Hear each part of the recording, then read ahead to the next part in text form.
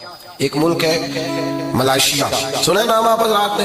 جس نے سنا وہ بس بتائیے گا، دوسرا نہ بتائیے، نام تو سنا ہے نا آپ حضرات؟ ملائیشیا میں کوئی جماعت نہیں گئی کلمہ پڑھانے کے لیے، فوجی نہیں گئے، سارا ملک مسلمان ہوا۔ کیسے مسلمان ہوا؟ دو صحابی تھے، ان کا کام نہیں چلتا تھا، ان کی دکان تھی طائف میں، کاروبار نہیں چلتا تھا، دونوں نے ارادہ کیا، کہنے لگے یہاں کام نہیں چلتا، جگہ بدل نہ لیں؟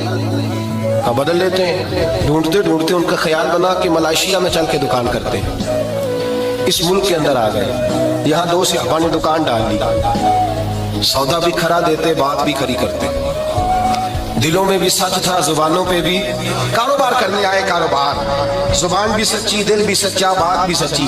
جو آدمی آتا اس سے محبت کرتے، اس کو کہتے یہ سودا جتنا تو لینے آیا اس سے تھوڑا بھی لے گا تو تیرا کام چل جائے گا۔ لوگ سمجھنے لگے یہ خیر خواہ ہے۔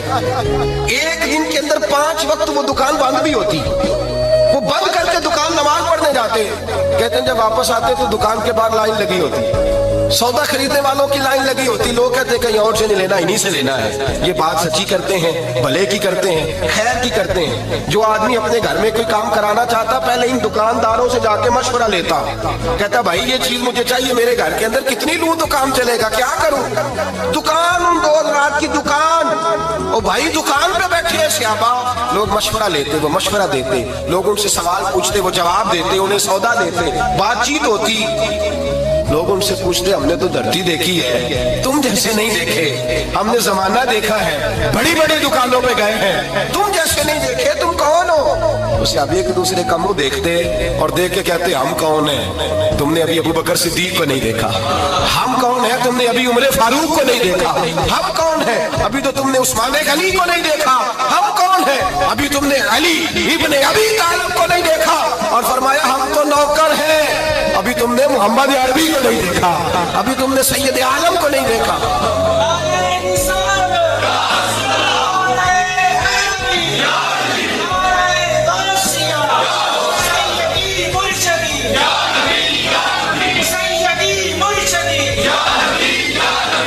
کہتے ابھی تم نے دیکھا ہی کہاں ہے، ابھی تم نے ہمارے محبوب کو دیکھا نہیں۔ وہ کہتے تم ہو کون؟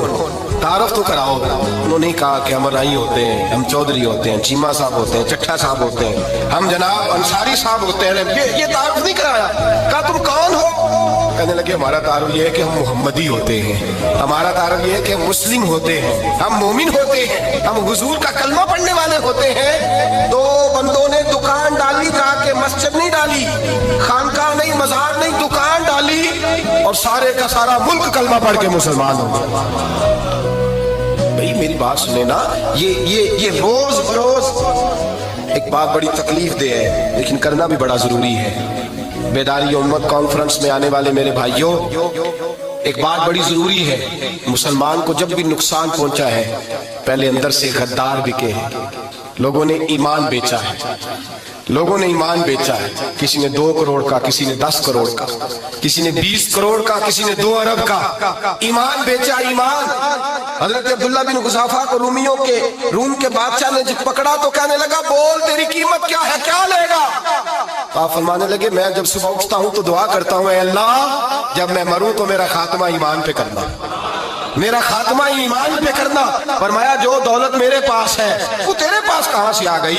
میں ایماندار ہوں، یہ سب سے بڑی دولت ہے۔ میرے بھائی یاد رکھیں، سب سے پہلی بات یہ ہے بحیثیت مسلمان، بحیثیت مومن، بحیثیت ایک رسول اللہ کے غلام کے، ہمیں اپنے خیالات کے اندر، سوچوں کے اندر، ہمیں اپنے مزاج کے اندر ایک دوسرے کے ساتھ ہمیں تھوڑا سا نرمی پیدا کرنی پڑے گی، ہمیں پورے طور پر اپنی تربیت کرنا ہوگی، ہم اپنے وعدے کو نبھا کریں، ہم جس ذمہ داری پہ ہمیں بٹھایا گیا ہے ہم اس ذمہ داری کا پاس اور لحاظ کریں، ہم احساس پیدا کریں کہ ہمارے کردار و عمل سے کوئی دور ہو رہا ہے یا قریب ہو رہا ہے۔ اقبال کہتے ہیں کوئی کارواں سے ٹوٹا کوئی بدگماں حرم سے کہ میرے کارواں میں نہیں خوب دل نوازی۔ کہا کوئی ایسا ہے ہی نہیں، کوئی ہے ہی نہیں جو پورا پیار کرے، اس لیے لوگ ٹوٹ جاتے ہیں کہ ہمارے مزاجوں میں تلخی ہے۔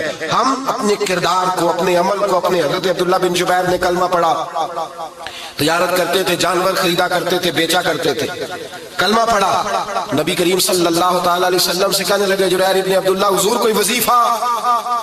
تو میرے حبیب نے فرمایا ہر بندے کی خیر خواہی کرنا، किसी का नफा करने की कोशिश करना, किसी का भला करने की कोशिश, सोचना तेरी तरफ से किसी को फायदा, ऐसा शजरे सायादार बनना कि कोई आए तो फल खाए, कोई आए तो तेरे साए में बैठे, कोई आए तो तेरी ठंडी छांव की बात करे।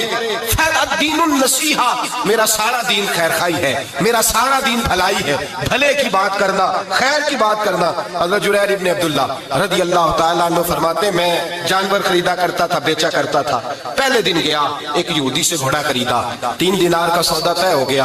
आप फरमाते मुझे उसने दे दिया, मैंने उससे ले लिया। जब मैंने घोड़े की लगाम पकड़ी तो वो बड़ा मेरे पीछे चलने लगा। मैंने कहा ये तो बड़ा अच्छा है, ये तो बड़ा नरम है, ये तो तंग नहीं करेगा, ये तो घर में भी रखा जा सकता है, इसलिए कि ये भागता नहीं, ये जो है शरारत नहीं करता। कहते हैं ये तेरा घोड़ा 3 दिनार का नहीं भाई, ये 6 दिनार का है, इसलिए कि ये बड़ा अच्छा है। ये बात कहते ही छलांग लगा के घोड़े पे बैठे। जब उसे भगाया तो कहने लगे ये सवारी के लिए भी बड़ा अच्छा है, ये देखो इसने जिद ही नहीं की, मुझे पैक्स ने दिया है, ये तो 9 दिनार का है। यहूदी को 9 दिनार दिए। और जब जुरैर इब्न अब्दुल्ला पलटे तो यहूदी ने आवाज दी, कहने लगा जुरैर वही व्यापारी है तू या कोई नया है, तू वही है या कोई नया है? आप फरमाने लगे यार मैं वही हूँ। तो कहा यार तू 3 दिनार का तूने खरीदा था, तू ले जाता, ये तू 6 दिनार क्यों दे रहा है?